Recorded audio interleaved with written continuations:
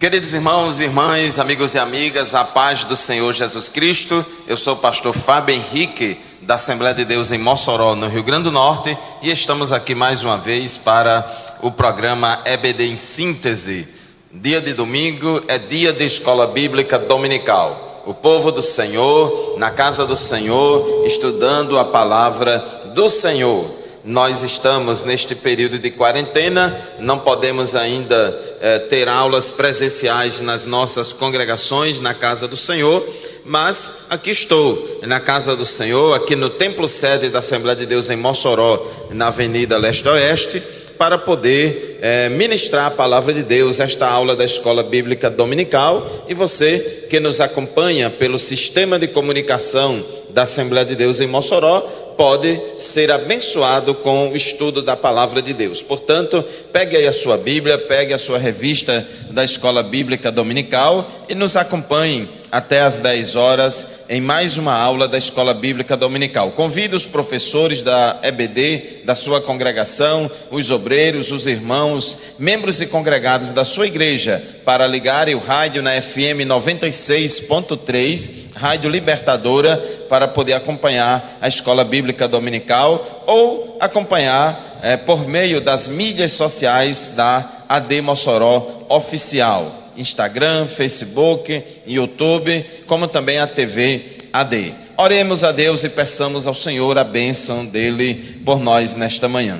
Senhor amado, meu Deus, meu Pai querido, nós te louvamos, nós te agradecemos, bendizemos o teu nome, ó Pai, pela oportunidade que temos de estar aqui na tua casa nesta manhã, mais uma vez para ministrar a tua palavra. Estamos em quarentena, ó Pai, mas a tua palavra não está presa, a tua palavra corre velozmente por meio das ondas da Rádio Libertadora, por meio de todos os canais de comunicação, do sistema de comunicação da Assembleia de Deus em Mossoró. Abençoe este irmão, esta irmã que nos acompanha neste momento, ajude e abençoe a todos nós, nos dê uma palavra, não abrir fechada a nossa boca e fica conosco nesta manhã, é o que te pedimos e desde já te agradecemos, em nome de Jesus, amém. Meus irmãos, estamos estudando neste terceiro trimestre da Escola Dominical do ano 2020, lições da Palavra de Deus retirada dos livros de Esdras e Neemias. E hoje, dia 30 de agosto de 2020, vamos estudar a lição de número 9, que tem como título Como vencer as oposições à obra de Deus. O texto áureo da nossa lição se encontra em Romanos capítulo 8, versículo 37, que diz assim: Mas em todas estas coisas somos mais do que vencedores por aquele que nos amou. E a verdade prática declara o seguinte: quando depositamos nossa confiança em Deus, descobrimos que Ele é muito maior do que todos os obstáculos que encontramos. Então, meus irmãos, esta é a temática da nossa lição de hoje. Nós vamos aqui destacar as medidas adotadas por Neemias a fim de vencer as oposições à realização da obra de Deus. Vamos ressaltar o que a Bíblia afirma sobre a natureza dos ataques espirituais à obra de Deus. Vamos identificar os meios que o inimigo utiliza para neutralizar a fé do crente e, finalmente, vamos destacar quais armas espirituais Neemias utilizou para vencer as oposições à obra de Deus. Nós já estudamos aqui em lições anteriores que os samaritanos, eles se levantaram como inimigos dos judeus, como inimigos do povo de Deus, para poder sabotarem todo o plano de reconstrução do templo, como também de reconstrução das muralhas de Jerusalém. Mas Deus levantou ali no meio do povo de Deus, Deus levantou um líder chamado Neemias. Neemias, que antes era um simples copeiro lá do rei da Pérsia. Neemias, que antes era um mero escravo que estava exilado fora do seu país e servindo ao rei da Pérsia como copeiro. Mas Deus usa as coisas que não são para confundir as que são. Deus usa os pequenos e coloca em lugar de destaque, não para exaltar essa pessoa, mas para usá-la para a glória do nome de Jesus e para o benefício da obra de Deus. E foi assim que Deus fez com Neemias, o constituiu líder e chefe civil e governador ali do povo de Judá. E aquele líder, Neemias, com a graça de Deus, com a sabedoria do Senhor, ele enfrentou com sabedoria a oposição daqueles que não queriam ver a obra de Deus ser realizada. Então nós aprendemos muito aqui nessas lições como é importante ter à frente do povo de Deus um pastor, um líder que tenha sabedoria, que tenha equilíbrio e que saiba lidar com as situações adversas que surgem durante a realização da obra de Deus. Tudo que a gente vai fazer para Deus é com dificuldade. Surgem oposições, o inimigo se levanta, usa um, usa outro para tentar atrapalhar, para deter a marcha da igreja de uma forma ou de outra. Então nós, como crentes, não devemos estranhar esse levante do inimigo, porque sempre foi assim. Agora, quando o inimigo e o mundo está muito satisfeito com a igreja, aí a coisa é complicada, é problemática. Provavelmente esta igreja se conformou com o mundo e não é mais sal da terra e luz do mundo. Mas a igreja que serve a Deus em espírito e em verdade e faz a obra do Senhor e ganha as almas para Jesus, ela enfrenta muitas oposições do inimigo. Então, nos dias atuais, carecemos de obreiros dedicados que, mesmo sabendo que a batalha é renhida, ainda assim não recuam, mas trabalham com esmero para que a obra de Deus seja realizada. Irmãos, o obreiro do Senhor, ele não pode ser frouxo. O obreiro do Senhor não pode ser medroso.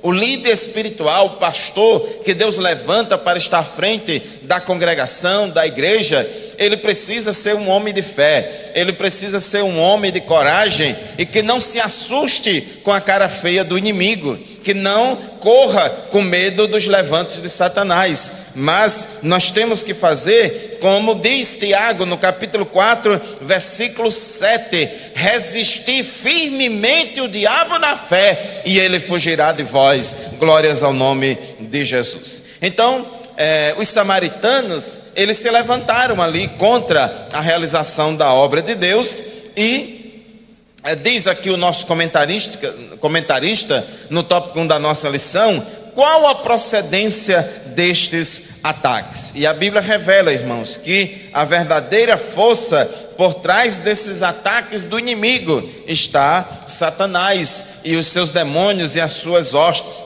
Efésios capítulo 6, versículo 12, diz assim a palavra de Deus, Efésios 6 e 12, pois a nossa luta não é contra seres humanos, mas contra os poderes e autoridades, contra os dominadores deste mundo de trevas, contra as forças espirituais do mal nas regiões celestiais. Então, irmãos, muitas vezes pessoas se levantam contra a obra de Deus. Muitas vezes pessoas de fora e até mesmo pessoas de dentro da igreja se levantam, se opõem e se coloca como obstáculo para o crescimento da obra de Deus, para a expansão e realização da obra do Senhor. Mas na verdade são pessoas inspiradas por Satanás, são pessoas usadas pelos demônios para de alguma forma ou de outra querer deter a marcha da igreja. Mas Jesus disse que as portas do inferno não prevalecerão contra a minha igreja. Se a igreja estiver no centro da vontade de Deus, ela tem vitória garantida, porque em Cristo nós somos mais do que vencedores. Então Paulo diz aqui aos Efésios, capítulo 6, versículo 12, a nossa luta não é contra seres humanos, a nossa luta não é contra pessoas, mas o líder, ele tem que ter discernimento espiritual para poder ver e enxergar que por trás das ações de muitos homens e mulheres está a inspiração de Satanás. São utilizados como meros instrumentos do inimigo. Nossa luta é, antes de tudo, espiritual. Os inimigos visíveis são meramente instrumentos dos demônios, os quais nos atacam. A Bíblia diz, irmãos, que Lúcifer é o nosso adversário. Essa palavra Satanás significa adversário. A palavra Satanás significa aquele que se opõe, aquele que se levanta contra, aquele que se constitui adversário. Mas, irmãos, a Bíblia diz em 1 Pedro, capítulo 5, versículo 8, sede sóbrios, vigiai.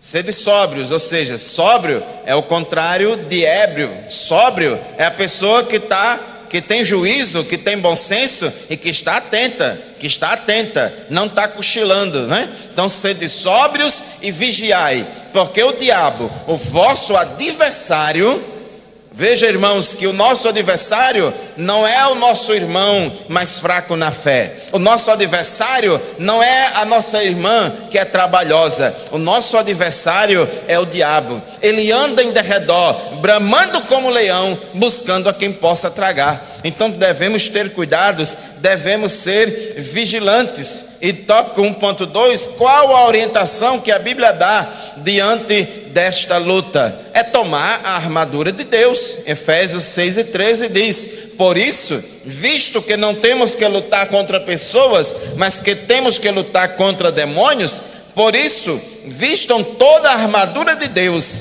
para que possam resistir no dia mau e permanecer inabaláveis por terem feito tudo. Então observe, irmãos, que nós vamos resistir no dia mau. O dia mau é o que, irmãos? É o dia da batalha, é o dia do confronto com Satanás, é o dia que ele se levanta para perseguir a igreja, e nós vamos resistir firmemente na fé, e ele vai fugir de nós. Então, nesse dia, nesse momento, irmãos, temos que estar preparados. E como diz aqui, e depois de ter feito tudo, a igreja não vai parar, de fazer a obra de Deus, e depois disso tudo, vai continuar firme. É o mundo se curvando e a igreja de pé. Louvado seja o nome de Jesus, porque esta igreja é de Deus, este povo tem dono, aleluia. Tópico 1.3, nesta luta contra o mundo invisível, a arma mais eficaz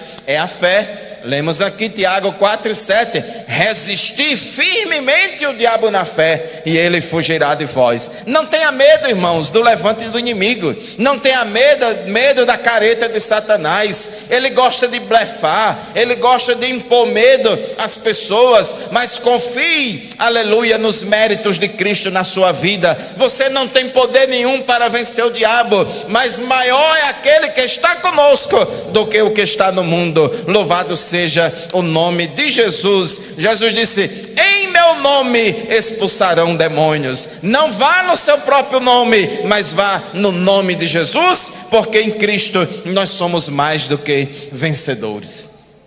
Só não venceremos o mal, só não venceremos a batalha espiritual se estivermos em pecado. O que enfraquece o povo de Deus é pecado.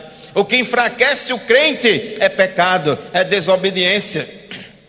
Por isso que uma das estratégias do inimigo é semear o pecado, o mundanismo no meio do povo de Deus. É fazer com que o crente tropece, porque isso vai enfraquecer o crente na fé.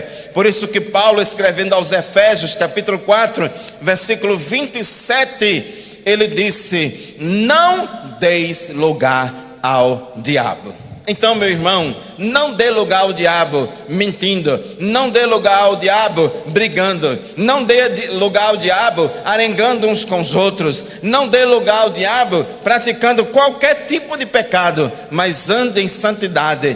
Em todo tempo sejam alvas as suas vestes e nunca falte o óleo da unção sobre a sua cabeça, porque não vai ter demônio que vai resistir. Segui a paz com todos e a santificação, que você vai vencer toda e qualquer batalha espiritual. Aleluia! Tópico 1.4, nesta luta as armas devem ser espirituais. Segundo aos Coríntios, capítulo 10, versículo 4, diz que as armas da nossa milícia não são carnais, mas poderosas em Deus para destruir fortalezas. Aleluia! A igreja triunfante, a igreja vitoriosa é aquela que luta não com as armas dos homens, mas luta com as armas de Deus, com as armas espirituais. Nesta batalha, meu irmão, nesta batalha, minha irmã, não vá lutar com as armas da carne.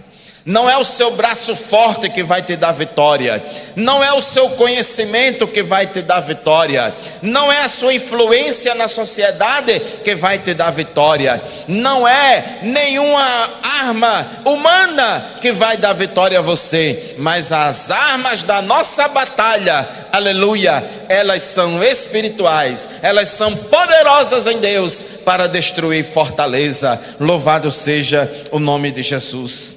Segundo aos Coríntios, capítulo 2, versículos 10 e 11. Se vocês perdoam a alguém, eu também perdoo. E aquilo que perdoei, se é que havia alguma coisa que perdoar, perdoei na presença de Cristo por amor a vocês, a fim de que Satanás não tivesse vantagem sobre nós, pois não ignoramos as suas intenções. Outra tradução diz: pois não ignoramos os seus ardis. Saiba, meu irmão, minha irmã, uma coisa que enfraquece o povo de Deus e faz com que o povo de Deus ele perca a batalha, como eu já falei, é pecado. E existem vários tipos de pecado, e um dos pecados que enfraquece mais a igreja é o pecado de desunião, é o pecado de falta de perdão, é o pecado de falta de tolerância, é o pecado de falta de benignidade, de bondade entre o povo de Deus. Isso enfraquece o povo de Deus. Deus não opera onde há separação. Já dizia um hino bem antigo, né? Saiba que Deus não opera onde há separação. E diz Paulo, né? A fim de que Satanás não tivesse vantagem sobre nós, pois não ignoramos os ardis dele. Não subestime o diabo. O diabo não dorme. O diabo não cochila enquanto você está cochilando, enquanto você está brigando com seu irmão, enquanto você está brigando com seu pastor, enquanto você está fazendo críticas destrutivas aos seus irmãos na fé, aos seus pastores, à sua igreja. O diabo está ganhando terreno e está agindo para destruir a fé de muitos. Então, irmãos, tenhamos cuidado. Então, sintetizando o tópico 1, a nossa luta é antes de tudo espiritual. Os inimigos visíveis são meramente instrumentos dos demônios, os quais nos atacam. No entanto, as nossas armas também são espirituais, pois não lutamos contra a carne e sangue. Louvado seja o nome de Jesus. Tópico 2. O inimigo procura atingir a nossa fé. De que forma? Várias maneiras. Aqui a lição traz 6 formas, 6 maneiras, 6 estratégias que o diabo usa para atingir o crente e para atingir o povo de Deus. A primeira, o inimigo ataca com a arma do desprezo. Foi assim que os samaritanos fizeram com o povo de Deus. Está lá em Neemias capítulo 4, versículo 1 e 2. Quando Sambalate soube que estávamos reconstruindo o muro, ficou furioso e ridicularizou os judeus. O inimigo começa a ridicularizar o povo de Deus, para querer atacar a autoestima do povo de Deus, para querer enfraquecer o povo de Deus. E na presença de seus compatriotas e dos poderosos de Samaria disse: o que aqueles frágeis judeus estão fazendo? Será que vão restaurar o seu muro? Irão oferecer sacrifícios? Irão terminar a obra num só dia? Será que vão conseguir ressuscitar pedras de construção daqueles montes de entulho e de pedras queimadas?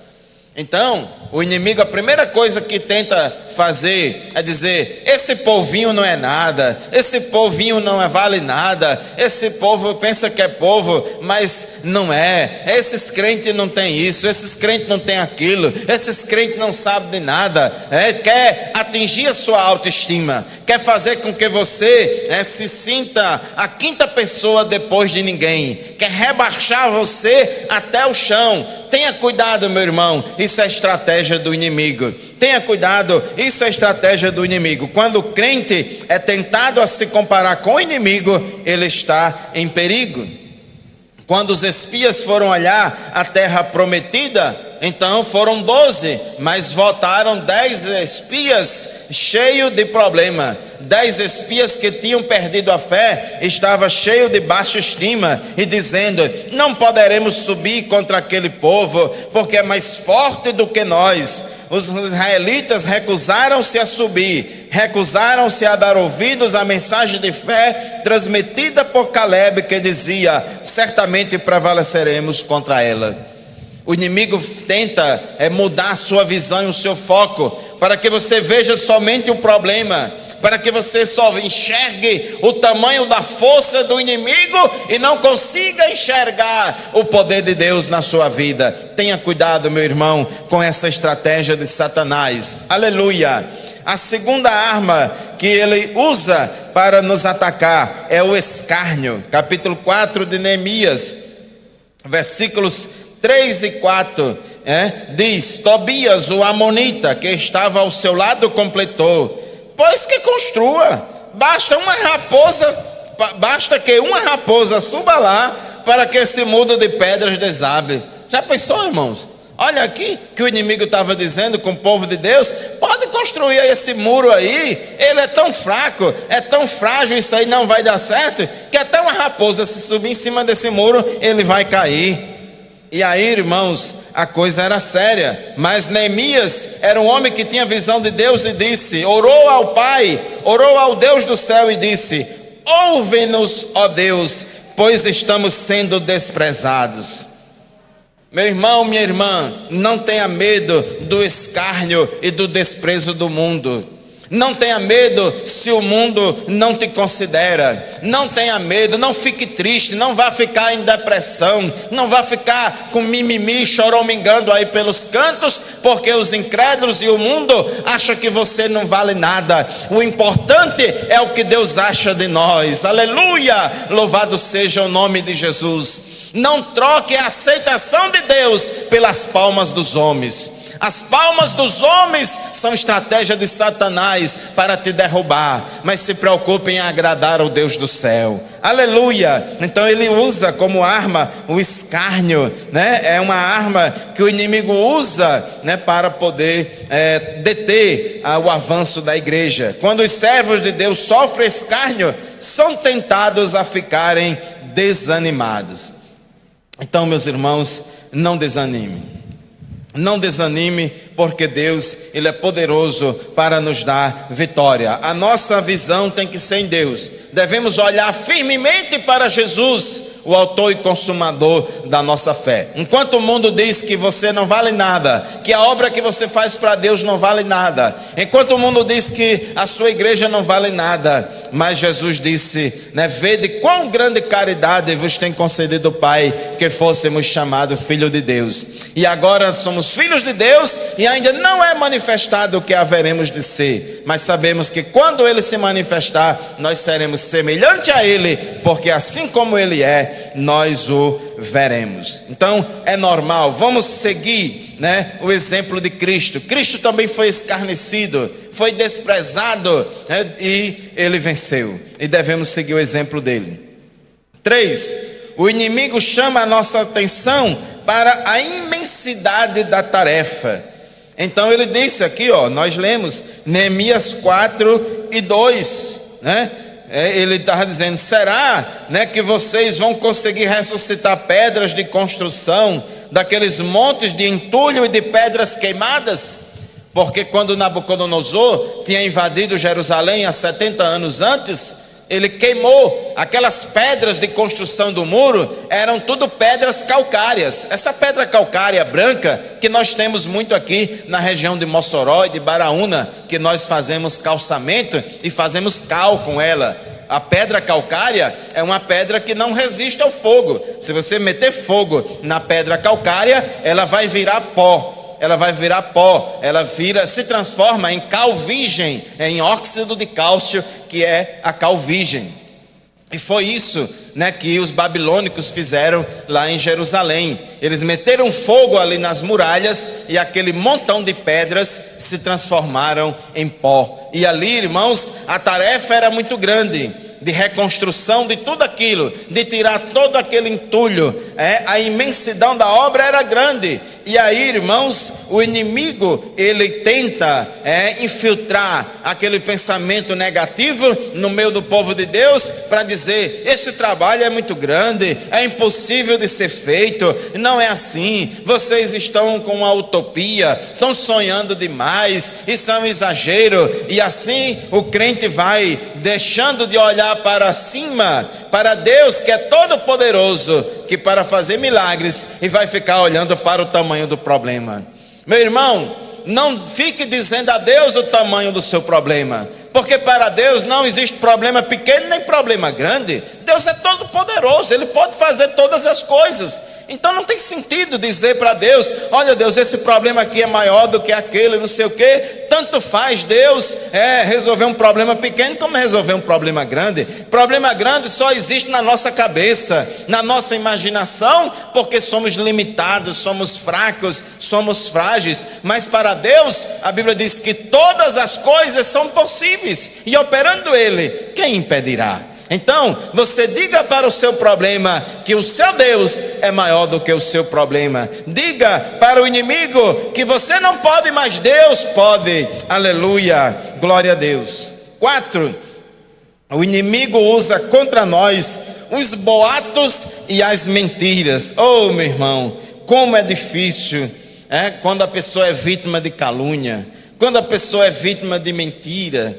É quando a pessoa é difamada, e não falta gente para emprestar sua língua ao diabo para isso. E é exatamente esse o significado da palavra diabo. No grego é diabolos, que significa caluniador, acusador, difamador. E é assim que o diabo age, difamando a igreja, difamando o povo de Deus, falando mal dos crentes, falando mal dos pastores, falando mal das lideranças. Tem gente, irmãos, que não consegue enxergar virtude nenhuma no meio do povo de Deus. Tem gente que não consegue enxergar coisa certa nenhuma no meio da igreja. Só enxerga coisa errada, só enxerga erro, só enxerga pecado nos outros, mas nunca enxerga erro nele, nunca enxerga pecado nele. Tem gente que é especialista em apontar o dedo para os erros dos pastores, para os erros das lideranças, para os erros dos irmãos, para os erros da igreja, nisso, naquilo e naquilo outro, mas não tem coragem de olhar no espelho, não se olha no espelho para enxergar os seus próprios erros. A igreja é falha, nós somos pecadores, ninguém é perfeito, nós temos este tesouro em vaso de barros. Somos que vasos inacabados nas mãos do oleiro. Todos nós estamos em processo de santificação progressiva, mas aqueles que se ocupam em viver fazendo críticas destrutivas à igreja e ao povo de Deus, eles estão sendo instrumentos de Satanás, fazendo a vontade do diabo. Tenhamos cuidado, meu irmão. Nós devemos sim ter autocrítica, devemos sim fazer autocrítica. A Bíblia diz: examine-se, pois, o homem a si mesmo. Devemos sim. Aquele que está em pé, olhe que não caia. Nós não podemos fechar os olhos para os nossos próprios erros e falhas e tentar consertá-los. Mas uma coisa é a crítica construtiva e a outra coisa é a crítica destrutiva. Outra coisa é a crítica destrutiva, motivada pelo ódio, a crítica destrutiva motivada pelo ressentimento, a crítica destrutiva motivada pela despeita. Então tenhamos cuidado, porque essa crítica destrutiva, mal intencionada, isso aí não é voz profética, isso aí é voz do diabo para querer deter a marcha da igreja e do povo de Deus.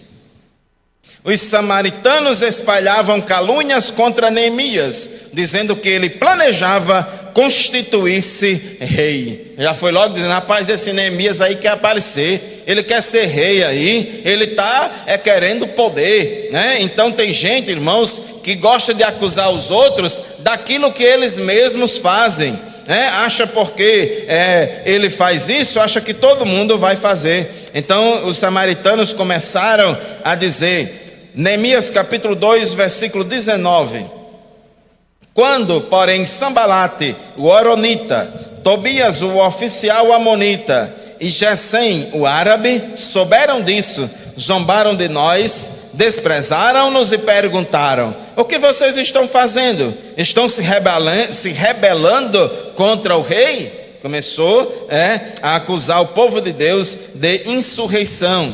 Capítulo 6 de Neemias, versículos 5 e 6, diz assim: então, na quinta vez, Sambalate mandou-me um dos seus homens de confiança com a mesma mensagem, e ele tinha na mão uma carta aberta em que estava escrito: dizem entre as nações, e Gesem diz que é verdade, que você e os judeus estão tramando uma revolta e que por isso estão reconstruindo o muro. Além disso, conforme dizem, você está na iminência de se tornar o rei deles.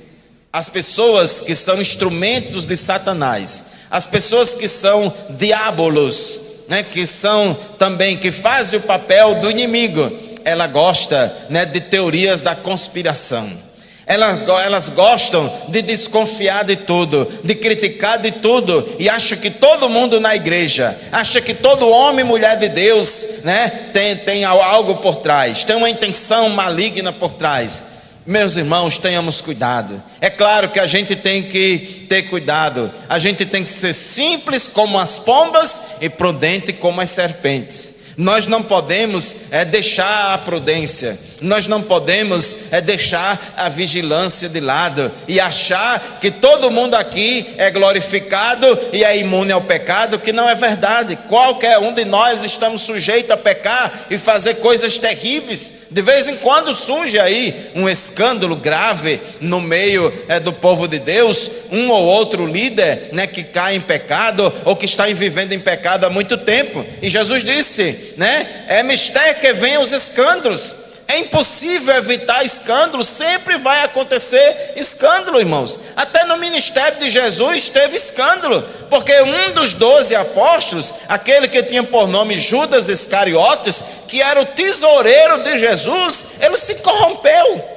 ele se desviou. Foi um escândalo muito grande. Se aconteceu no ministério de Jesus, pode também acontecer hoje. Nós não podemos fechar os olhos e achar que isso não é possível. Mas também, irmãos, devemos ter cuidado para não ir para outro extremo e viver desconfiando de todo mundo, e viver cheio de teorias da conspiração, achar que todo mundo é do mal, achar que todo mundo está em pecado, achar que todo mundo está com má intenção, achar que todo mundo é isso, aquilo e aquilo outro. Se alguém pecou, se alguém escandalizou, você não pode generalizar e achar que aquilo é igual, é uma amostra representativa de todo o povo de Deus, e dizer que todo crente é assim, todo pastor é assim, todo líder é assim. Não, senhor, vamos separar as coisas. Porque Judas Iscariotes pecou, não significa que os demais 11 apóstolos também não prestavam, não. Porque Judas não prestava, os outros 11 não prestavam. Meu irmão, tenhamos cuidado, alto lá. Então tenhamos cuidado, porque o diabo, ele inspira muita gente a ficar fazendo calúnia e difamação, porque isso enfraquece o povo de Deus e atrapalha de muitas almas se converterem a Cristo. Porque muitas pessoas que não são crentes, não conhecem o Evangelho, e quando elas estão estão sendo apresentadas ao Evangelho, aí esses escândalos, essas calúnias, né, que são feitas muitas vezes pelos próprios crentes que emprestam sua língua a Satanás, e aí atrapalha a conversão de muita gente. Então tenhamos cuidado com boatos e mentiras. Jesus falou: bem-aventurados sois vós quando vos injuriarem e mentindo disserem, né, todo mal contra vós por minha causa. Exultai-vos e alegrai-vos, porque grande será o galardão nos céus. Porque é Deus que nos justifica, é Deus o nosso advogado. Quinto, o inimigo usa como arma a astúcia. Ele é astuto, ele é ardiloso, ele joga uma guerra suja. Não confie, né, no diabo nunca, ele é ardiloso. Paulo disse que nós não devemos ignorar os seus ardis. Inclusive, ele usou os samaritanos, né, para poder desviar o foco de Neemias, chamando Neemias para um culto ecumênico, chamando Neemias para adorar em outro lugar, na companhia deles, né? Porque todos somos irmãos, somos unidos, o amor está acima de tudo. Mas aquilo era uma estratégia de Satanás para poder pegar Neemias. E Neemias disse: eu estou fazendo uma grande obra, não poderei descer. Louvado seja o nome de Jesus. O líder espiritual, o líder do povo de Deus, tem que ter visão de Deus, tem que ter visão e discernimento espiritual para não aceitar determinados convites de Satanás, porque o inimigo se disfarça de amigo, o estrangeiro se disfarça de gibeonita, né, para poder enganar o líder, o homem de Deus. Tenhamos cuidado, meu irmão, você que é pastor, você que lidera uma congregação, você que lidera uma igreja, você que lidera um departamento da sua congregação, tenha cuidado com determinados convites de Satanás. Aquilo é laço para você. Cuidado, né? Tenhamos vigilância. 6, o inimigo usa como arma as ameaças. Os inimigos dos judeus ameaçaram guerrear contra eles, a fim de espalharem medo e pânico entre o povo de Deus. Porque quando o inimigo tenta de várias formas para enganar e não consegue, aí ele bota as unhas de fora e mostra as suas verdadeiras intenções. Aí parte para a violência, parte para as ameaças. Mas, irmãos, quando eles ameaçaram os judeus, a Bíblia diz que Neemias orou a Deus. Louvado seja Deus. Neemias 4:9 diz: oramos ao nosso Deus e pusemos guarda contra eles. Os judeus não atacaram os samaritanos, mas defenderam a sua área de trabalho. O povo de Deus é um povo de paz. O povo de Deus, ele não procura guerra com ninguém. O povo de Deus deve evitar guerras e pelejas, etc. Mas quando o inimigo ataca, o inimigo vem para cima com gosto de gás, com um rolo compressor para querer destruir o povo de Deus, a gente precisa ter cuidado. Vamos orar e vigiar. É orando e vigiando nós enfrentaremos o inimigo. Então, meus irmãos, sintetizando o tópico 2, o inimigo utiliza as ferramentas do desprezo, da mentira, do escárnio, mas é importante entender que isso faz parte da cruz que devemos aceitar quando seguimos a Jesus. Aleluia.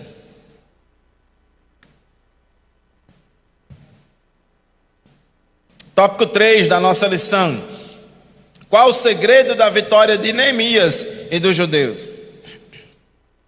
Tópico 3.1: os judeus venceram porque tinham certeza de que estavam na vontade de Deus. Irmãos, isso é fundamental.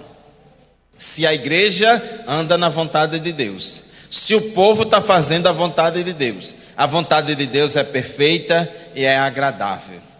Se nós estamos fazendo a vontade de Deus, então não tenha medo, porque o que faz a igreja perder a batalha é pecado. O que faz a igreja perder a batalha é sair da vontade de Deus. Mas se a igreja, se o povo de Deus, se você individualmente estiver obedecendo a Deus, se estiver nos caminhos do Senhor, estiver no centro da vontade de Deus, você vai ser vitorioso. Neemias disse aos seus inimigos: o Deus dos céus é o que nos fará prosperar. Aleluia! A convicção do homem de Deus, que está fazendo a vontade de Deus, que está de acordo com a palavra de Deus, irmãos, é uma arma poderosa contra os ataques do inimigo. Um obreiro vocacionado, um obreiro que tem consciência da sua chamada, que foi Deus que colocou ele ali naquela obra, que foi Deus que levantou ele para fazer aquele trabalho, aleluia, ele não tem medo do levante do inimigo. O obreiro, além de ser chamado e vocacionado, ele precisa estar em obediência à palavra de Deus. Então, se ele tem convicção da sua chamada e ele sabe que está andando nos caminhos do Senhor, com retidão, com integridade, pode vir o diabo que for, vai cair por terra, 1000 cairão ao teu lado e 10.000 à tua direita, e você não será atingido, aleluia, porque você tem a unção do santo e o maligno não toca. Aleluia, glórias ao nome de Jesus.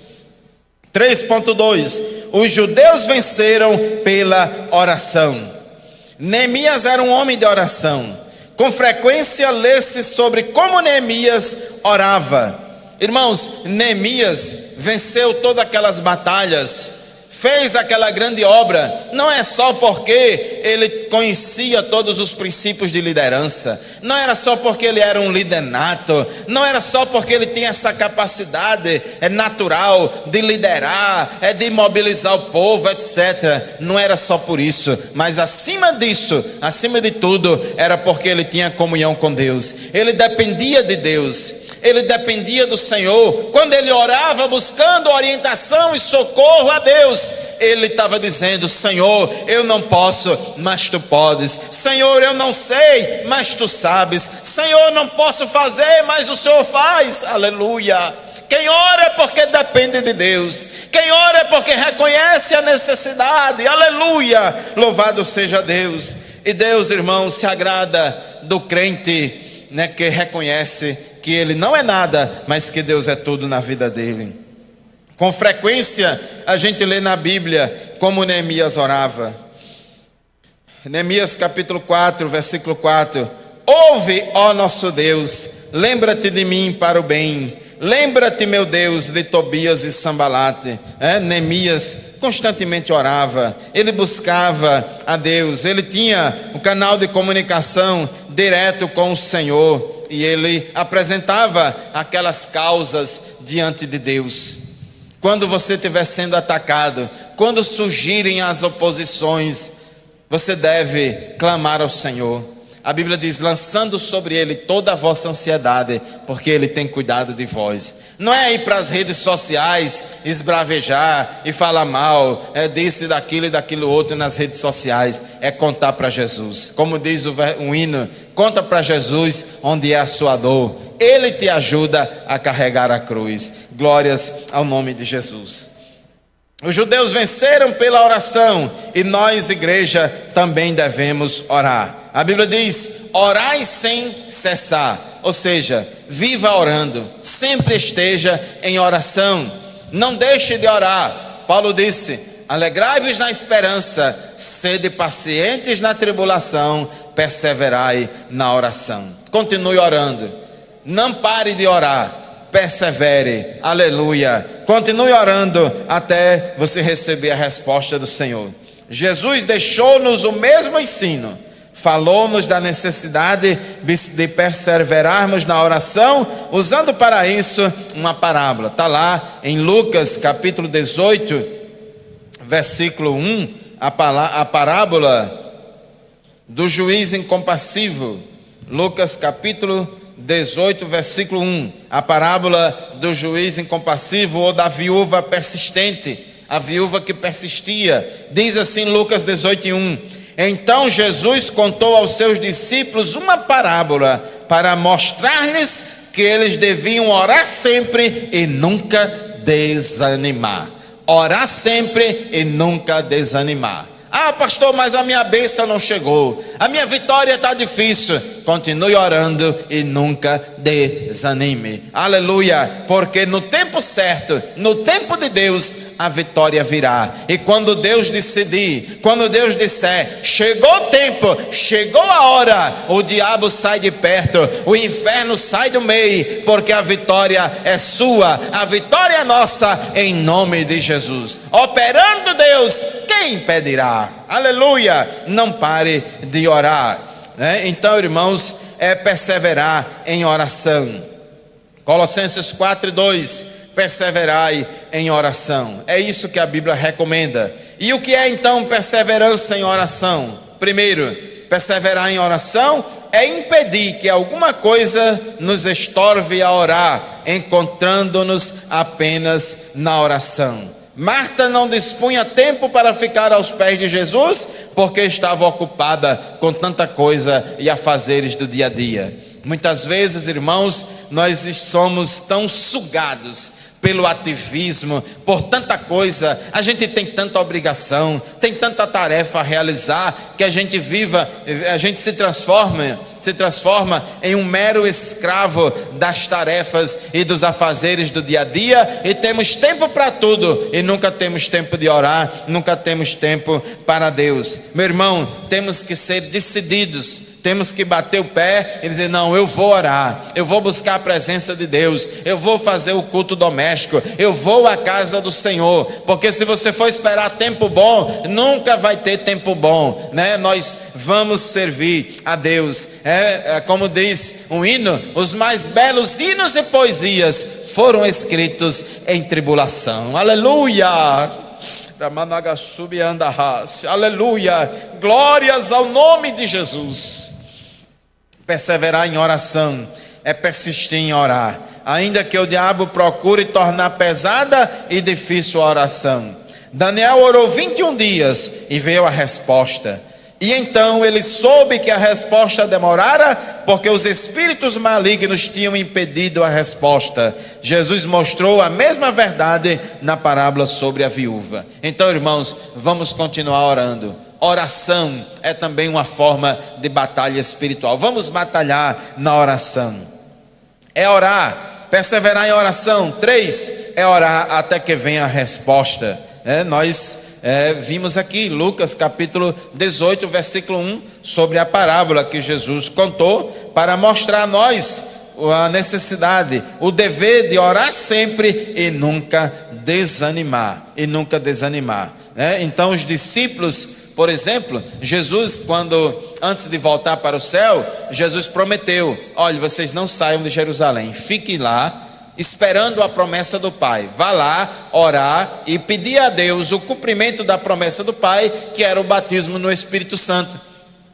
E assim a Bíblia diz que todos os discípulos, cerca de 120 crentes, estavam lá no cenáculo diariamente, orando e pedindo a Deus o cumprimento da promessa do derramamento do Espírito Santo. Eles perseveraram unanimemente em oração e súplica, toda a igreja unida, orando no mesmo propósito. E a Bíblia diz que de repente, aleluia, e de repente ouviu-se do céu um som como de um vento veemente e impetuoso, e encheu toda a casa em que estavam assentados. E assim eles foram batizados no Espírito Santo. Deus cumpriu a promessa no de repente de Deus. E por fim, irmãos, perseverar em oração é uma prova de que o Espírito de oração opera em nós. Romanos 8:26 diz que muitas vezes nós não sabemos orar como convém, mas o Espírito Santo que está em nós somos templo, casa e morada do Espírito Santo de Deus. O Espírito Santo habita em nós individualmente e habita entre nós coletivamente. O Espírito Santo habita no meio da igreja, no meio do seu povo. E a Bíblia diz que muitas vezes a gente não sabe orar como convém, mas o Espírito de Deus, o Espírito Santo, intercede por nós com gemidos inexprimíveis. Então o Espírito Santo ora em nós enquanto trabalhamos, enquanto nos ocupamos de nossas tarefas diárias. O Senhor está trabalhando, o Senhor está pelejando por nós. Entrega o teu caminho ao Senhor, confia nele e o mais ele fará. Resistir firmemente o diabo na fé e ele fugirá de vós. Então, meu irmão, minha irmã, crente não é para ter medo do inimigo, crente não é para estranhar batalha espiritual, crente não é para ter medo de luta, mas nós vamos vencer em nome de Jesus. Em Cristo nós somos mais do que vencedores. Só vamos perder esta guerra se a gente não vigiar. Só vamos perder a batalha se a gente pecar, se a gente sair do alvo, se a gente sair do propósito de Deus. Porque às vezes, irmãos, o crente não está em pecado. Às vezes o crente não está cometendo uma falha moral, mas às vezes ele está fazendo algo que Deus não mandou fazer. Às vezes ele está fazendo uma coisa que não é para fazer, foi se meter no que não devia. Ele está equivocado. Não é porque a pessoa não está cometendo alguma falha moral que isso não significa que está no centro da vontade de Deus. Porque às vezes a vontade de Deus é uma e o crente é teimoso e fica querendo fazer outra coisa. Às vezes Deus diz, vá por aqui, e ele vai por ali. Aí, quer que Deus se responsabilize? Não, irmãos, tenhamos cuidado. Então não é só porque a gente não está cometendo pecado moral, isso não significa que Deus vai assinar embaixo, dar um cheque branco para nós.